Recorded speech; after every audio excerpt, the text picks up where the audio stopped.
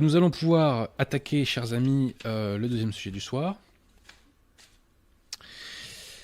Alors, nous allons nous intéresser maintenant au cas de Monseigneur Williamson, pour bien comprendre le rôle nocif qu'il joue actuellement dans l'affaire Wonder et Vigano. Si vous ne l'avez pas vu, vraiment, allez voir l'émission précédente sur Monseigneur entre guillemets Wonder, elle est extrêmement importante. J'évoquais d'ailleurs dans cette émission que le lefévrisme servait à neutraliser la résistance au modernisme. Nous allons en avoir une nouvelle démonstration ce soir. Si par extraordinaire, un clerc ou un laïc lefévriste voulait me porter la contradiction, eh bien, je me tiens à sa disposition. Nous avons soulevé à ce micro à plusieurs reprises la question de l'invalidité du sacrement de l'ordre conciliaire et nous l'avons démontré. Nous l'avons d'ailleurs réévoqué lors de l'émission précédente et nous avons vu qu'il n'y a pas d'alternative, il n'y a pas d'option.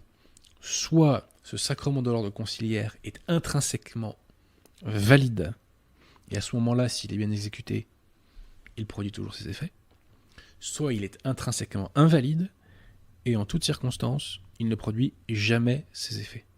Bon. Quelle est la position de Monseigneur Williamson concernant le sacrement de l'ordre conciliaire? Il nous dit que ce sacrement de l'ordre conciliaire est valide, mais qu'avec le temps, il peut devenir invalide. Donc tantôt c'est oui, tantôt c'est non. Pourquoi il y a des différences? On ne nous l'explique pas, on nous dit tantôt c'est oui, tantôt c'est non. C'est du grand n'importe quoi. Et je renvoie ceux qui ne l'ont pas vu à l'émission précédente, donc sur Monseigneur entre guillemets Wonder, où nous développons tout cela. Le rôle trouble de Monseigneur Williamson ne s'arrête pas là concernant le sacrement de l'ordre conciliaire. L'abbé Rousseau, qui fait partie de la Résistance, donc la Résistance c'est le groupe religieux de Monseigneur Williamson, c'est la société religieuse qu'il a créée. L'abbé Rousseau a fait une récente vidéo dans laquelle il raconte que Monseigneur Williamson est allé à la rencontre de l'abbé Vigano, car ce dernier s'interrogeait sur la validité du sacre qu'il a reçu de l'hérésiarque Wojtyla. Je rappelle que l'abbé Vigano a été entre guillemets sacré dans le rite montinien Novus Ordo par l'hérésiarque Wojtyla Jean-Paul II. Et il n'y a aucun doute quant au fait que l'abbé Vigano n'est pas évêque, puisque ce rite est tout simplement invalide, il est intrinsèquement invalide. Or, lorsqu'il s'agit de se prononcer sur la validité du sacre de l'abbé Vigano, Monseigneur Williamson conclut que ce sacre est valide. On ne nous explique pas pourquoi. On le décrète. On ne nous dit pas pourquoi le sacre de l'abbé Vigano serait valide et celui de Wonder serait invalide, et ce, alors qu'officiellement, c'est le même rite qui les a sacrés. Il eût été quand même, je crois, utile, et cela aurait relevé de l'honnêteté intellectuelle, de nous dire pourquoi ce deux poids deux mesures. Bref, je le dis, si ce que dit l'abbé Rousseau est exact, eh bien, c'est honteux, et c'est un scandale. Car je le répète, il n'y a aucune raison pour que le sacre de l'abbé Vigano soit valide. Absolument aucune, puisque le rite qui a été employé par Wojtyla l'imposteur était intrinsèquement invalide. Alors question, à quoi joue Monseigneur Williamson? Pourquoi dit-il à l'abbé Vigano que son sacre est valide quand celui-ci s'interroge sur la validité de son sacre? Quelles que soient les intentions de Monseigneur Williamson, dont seul Dieu est juge, je constate avec bien d'autres qu'il joue un rôle trouble de torpillage, puisqu'il aiguille l'abbé Vigano dans une mauvaise direction. La tactique de Monseigneur Williamson est celle de l'agrégation-neutralisation. Je m'explique. on agrège des individus en conservant une part de bien. On conserve les sacrements, on fait une critique de Vatican II, on fait des déclarations anti-ralliement, on fait des petites provocations sur la question juive, ça fonctionne auprès de certains publics. Bref, on rameute autour de soi, de la sorte, un maximum de gens. Et ensuite, ces gens, on les neutralise. Comment les neutralise-t-on ?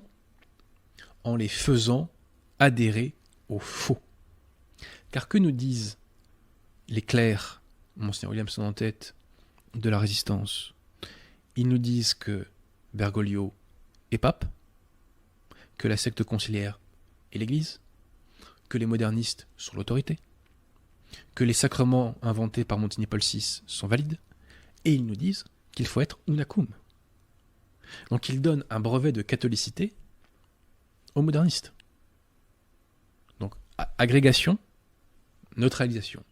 Et on neutralise en faisant in fine adhérer au faux.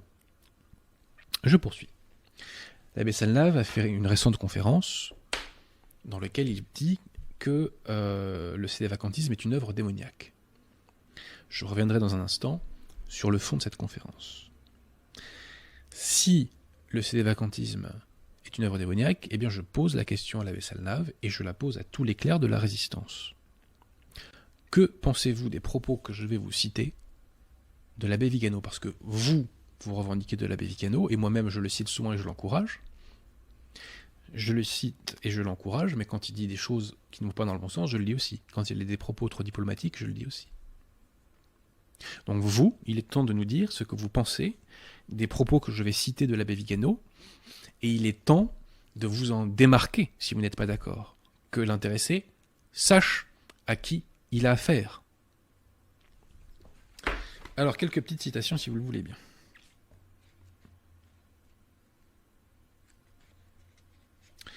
Alors, première citation de l'abbé Vigano. Donc, messieurs, l'abbé Salnave, l'abbé Rousseau, Monseigneur Williamson, que pensez-vous de cela ? Citation de l'abbé Vigano, 1er août 2022, LifeSite News, au sujet de Bergoglio.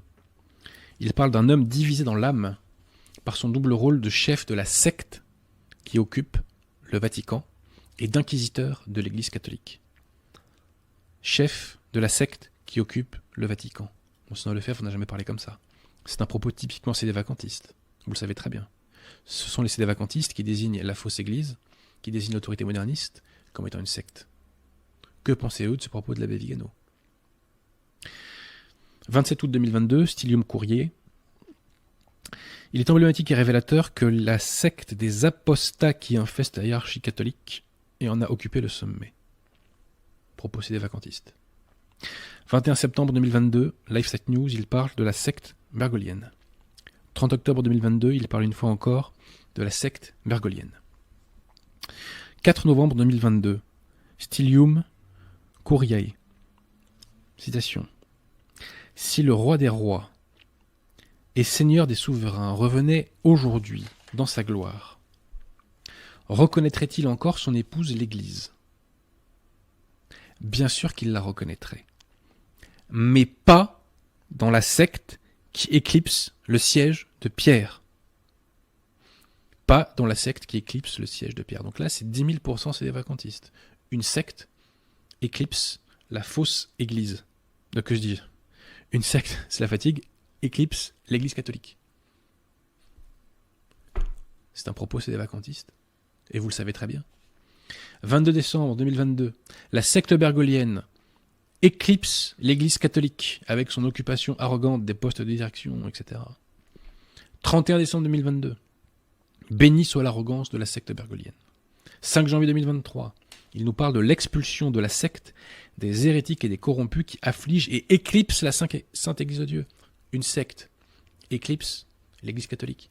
Propos 100% tamponnés sédévacantistes, c'est-à-dire catholiques. 6 janvier 2023, il nous parle encore de la secte bergolienne. 19 janvier 2023, il parle de la secte moderniste.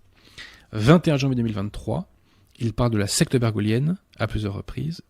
Et il nous dit également, doit-on craindre l'ostracisme de la secte conciliaire ? Autre propos de sédévacantistes de l'abbé Vigano. Messieurs, messieurs les abbés Salnave, Rousseau et Mgr Williamson. À 2 reprises, l'abbé Vigano a dit que Jean XXIII était probablement franc-maçon. Notamment, il le dit le 17 octobre 2022. Si Jean XXIII était franc-maçon, il était ipso facto excommunié. Il n'était pas membre de l'Église. Donc il ne pouvait pas être pape, il ne pouvait pas être la tête de l'Église puisqu'il était excommunié. Tous ces actes seraient donc nuls, à commencer par la réunion du conciliabule Vatican II. Tout le Novus Ordo s'effondre de la sorte. Que pensez-vous de ces phrases de l'abbé Vigano? Si l'abbé Vigano est formidable quand il dit cela, pourquoi est-ce que c'est une œuvre démoniaque quand c'est les sédévacantistes qui disent la même chose et qui l'ont dit plusieurs décennies avant lui parfois? Ça serait bien qu'on ait une explication de la part des Williamsoniens sur ce 2 poids 2 mesures. L'abbé Vigano nous dit qu'il ne faut pas voir dans la secte conciliaire l'Église catholique. Les Williamsoniens disent le contraire. Ils nous disent que c'est l'Église. Ils nous disent que c'est l'autorité. Il faudrait qu'il y ait une mise au point de la part des Williamsoniens sur ces divergences avec l'abbé Vigano. Quand l'abbé Vigano, encore une fois, tient des propos trop diplomatiques, je le dis, il serait bon que vous, Williamsoniens, soyez cohérents et condamniez les propos sédévacantistes de l'abbé Vigano. Ou alors expliquez-nous pourquoi, encore une fois, ces propos sont bons dans la bouche de l'abbé Vigano et ils sont mauvais dans la nôtre. Ce serait quand même bien qu'on me l'explique. Et bien entendu, cette explication, nous ne l'aurons jamais.